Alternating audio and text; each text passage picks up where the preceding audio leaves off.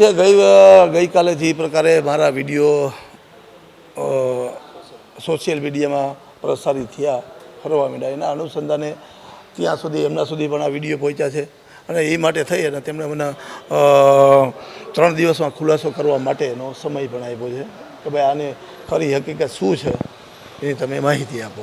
રજૂઆત મારા 3 દિવસની અંદર લેખિતમાં મારા રાઇટિંગમાં આપવાની વાત છે મારે, એટલે હું 3 દિવસમાં જે મારે જવાબ આપવાનો છે એ માનનીય પ્રમુખ શ્રી માધવભાઈ દવેને આપી દઈશ. ખાસ તો તમે અધિકારીઓની પણ વાત કરી.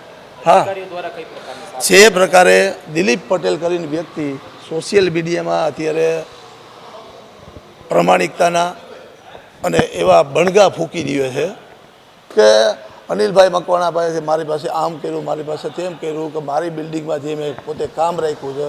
પણ મારું કહેવાનું એ છે કે જે બિલ્ડિંગના સંદર્ભમાં રવિરત્ન પાર્ક મેઇન રોડ બરાબર છે તેની અંદર જે અત્યારે જે બાંધકામ થઈ રહ્યું છે તે રેસિડેન્સ ઝોનમાં છે અને રેસિડેન્સ ઝોનમાં કોઈ પણ તમારે બાંધકામ કોમર્શિયલ કરવું હોય તો રાજકોટ મહાનગરપાલિકાની મંજૂરી એમાં લેવી પડે.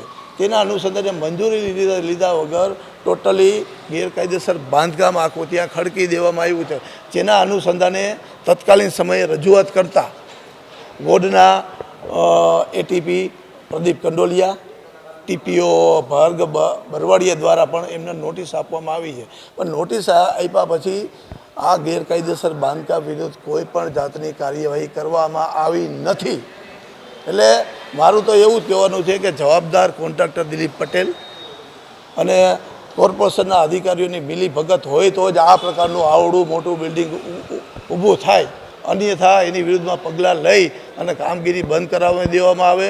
અને એને જે નોટિસ આપી છે એ માહિતી અધિકારના કાયદા હેઠળ મેં મેળવેલી છે કે એનું સ્પષ્ટ એમાં લખવામાં આવ્યું છે કે તમે ગેરકાયદેસર દૂર કરજો, અન્યથા સંપૂર્ણ જવાબદારી તમારી રહેશે. અનિલભાઈ, બિલ્ડર દ્વારા તમારા ઉપર પણ ફરિયાદ કરવાની વાત કરી છે કાલે. હા, એક વસ્તુ તમને ફરિયાદ કરવાની વાત કરી છે. એની પાસે એને એવું મેં વિડીયો જોયો એનો, એમાં એવું કહે છે કે અનિલભાઈ પારીભાઈ પૈસા માંગ્યા છે. પૈસા મેં લીધા તો નથી ને, બરાબર છે.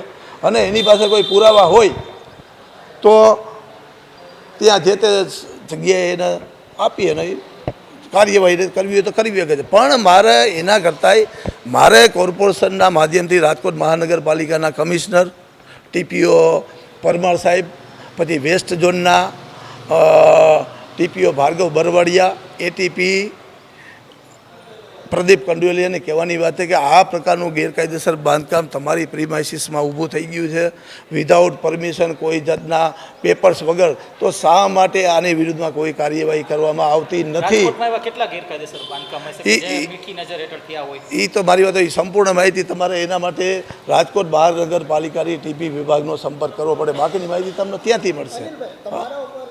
હા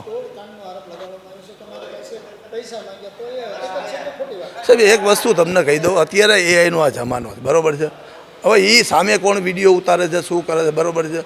એટલે બની શકે કે ભાઈ એનો ટેકનોલોજીનો ઉપયોગ કર્યો હોય ભરપૂર અત્યારના સમયમાં.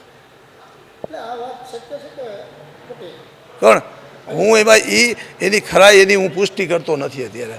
કઈ વિડીયો સાચો છે ખોટો છે એમાં પડવા માંગતો, પણ પરમ સત્ય એ છે કે જે બિલ્ડિંગમાં આ ભાઈ દિલીપભાઈ પટેલ અત્યારે હાલમાં જે બાંધકામ કરી રહ્યા છે એ ગેરકાયદેસર છે, ખોટું છે.